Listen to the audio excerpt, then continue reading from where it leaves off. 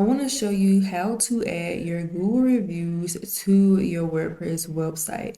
Now, in this tutorial, we will be using a particular plugin that allows you to use your Trust Index account to connect your Google reviews to your website.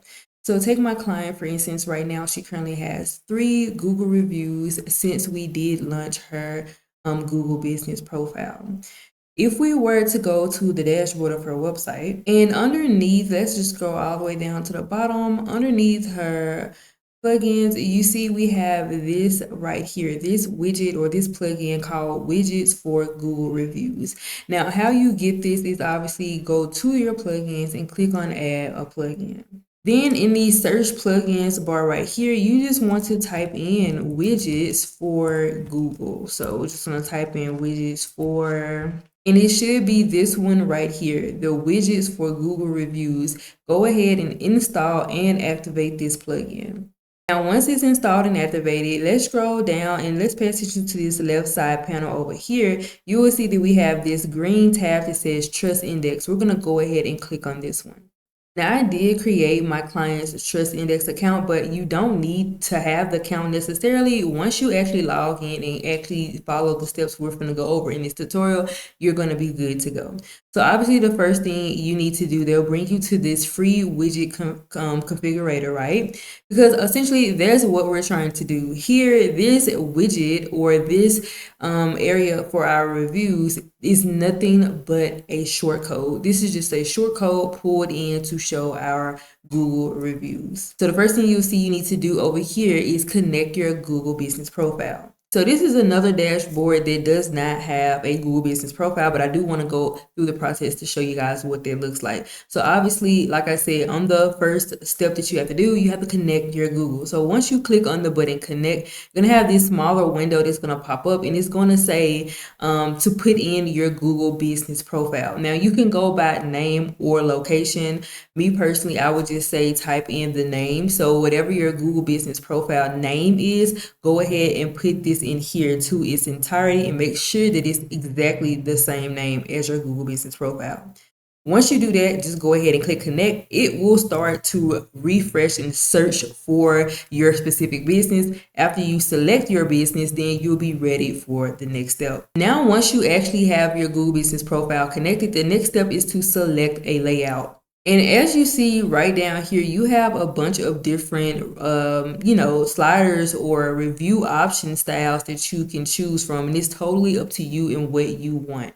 So as you see, it will show you your actual live Google review. So it's super important to actually have some Google reviews first before you do this. So I can see all of my clients, her top 3 or her main 3 reviews right here. And they're giving me sort of different styles that I can choose from. So all you have to do is choose the one that you want to choose to and go to the next step. All right, so after you actually select your layout in step 2, step 3 is to select the style. Now by default or first glance, you would definitely think that this is the same thing that you just did, and it's not. As you see, some of these are styled pretty differently. As you'll notice, the first 2 have the grayish background. You notice as you get down here, they're white background, but you have this one that's more so flat. And then you have this one with the box shadow that makes it pop up off the page a little bit. And then you have this one that's completely flat with no border. So as you guys see, there's a few different styles that you can actually choose from now. At first it was the layout. Now you're choosing the actual style, which means how does it actually look?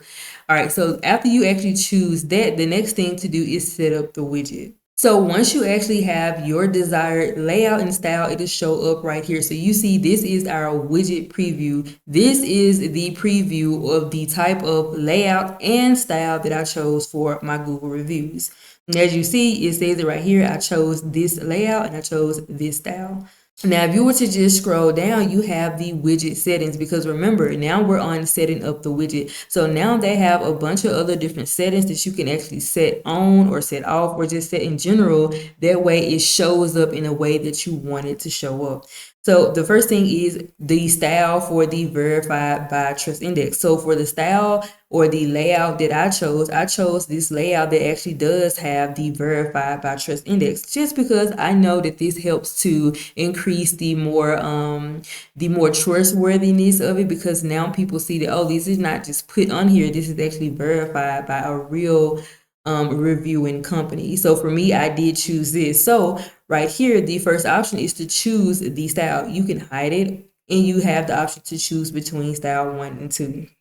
You also have the option to filter your ratings if you want to have that. I just have show all, but you can have it to be filtered where you only show a certain amount of rating or a certain rating amount. So if you only want to show 5 stars, if you only want to show 4 stars, etc., etc. Then you have the language. Obviously, you're going to choose your language.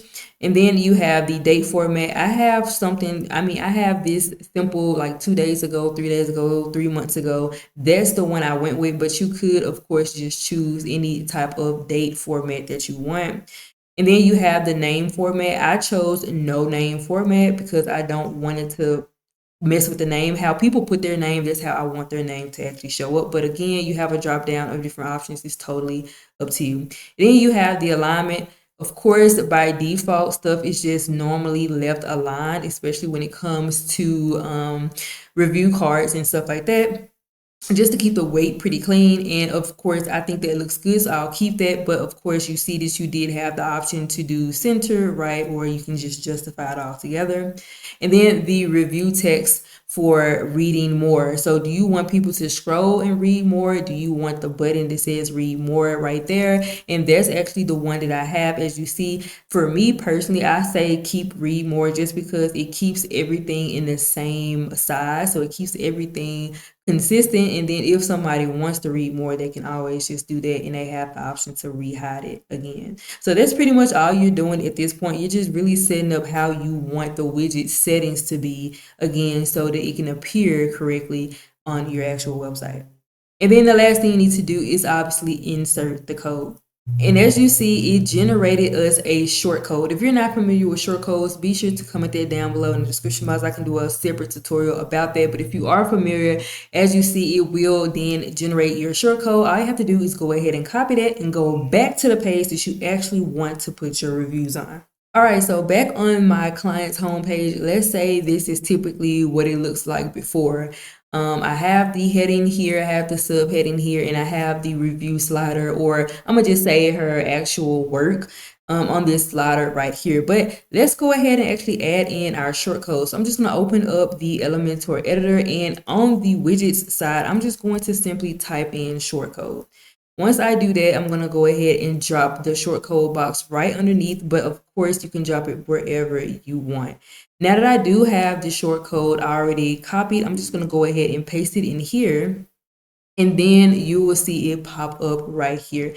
And that is pretty much it. Remember, you did the styling and everything on the back end. So all you do from this point, as you see, you only have content in advance, which, you know, this is just basic spacing, the content width, and etc. But you do not have any styling options inside of Elementor. That's what the back end of the WordPress dashboard, where we were just at, that's where you will do all of the styling. But as you see, now we have it. So if I just close this, you now see it's now positioned right there where it needs to be. And all you have to do is go ahead and publish this. And once you view the live site, everything will be right there. So let's go ahead and check out our site live. Okay, so now that we're back on the homepage, let's just go ahead and scroll down to the testimonial section just to check it out. And there we go. As you see, we have our client, or not our client, but we have our Google reviews right here. Now, the good thing about this is these will adjust and update as my client get more and more reviews on her Google business profile. Her Google business profile has already been set up. I now have her Google reviews listed on her website. So the more she gets, she doesn't have to worry about touching this or adding nothing to it, because the tool will take care of everything for her. Now, I do highly want to suggest that if you have any troubles at any point with the Trust Index plugin, just be sure to go on Trust Index website and just create your account. maybe that will help out the process a little bit more. If you guys learned something in this tutorial, be sure to give this video a big thumbs up. It helps the channel out a lot. And if you are a web designer out there and you're currently looking for ways to gain new clients, I highly recommend my newest ebook. This ebook is called the Microservice Playbook, and I showed you exactly how step by step with 31. I actually included 31 microservices in this ebook for you to start offering and gaining new clients. I have that link for that book down in the description box below. And honestly, what we just did today is definitely one of those microservices that you can be offering for a small fee. But once you get in, help a client with something like this, trust me, they're going to be back to ask you for more things to do. And of course, the link to grab the ebook will be in the description box below. Now, that's all I have for today's video, and I will catch you guys in the next one.